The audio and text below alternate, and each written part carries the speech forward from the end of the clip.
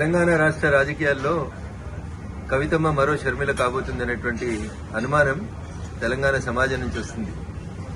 ఎందుకంటే ఈ పంచాయతీ కుటుంబ పంచాయతీ, రాజకీయ వారసత్వ పంచాయతీ, ఆస్తుల పంచాయతీ ఎందుకు ఆల్ ఆఫ్ సడన్ గా కవిత గారు అమెరికాలో ఉన్నప్పుడు మే 2వ తారీఖున రాసినటువంటి లేఖ ఇంతగా ప్రజల్లో చర్చనీయాంశం అవుతుందంటే ప్రజల ఆలోచన లోపల ఒక అర్థం కనబడతా ఉంది స్పష్టంగా.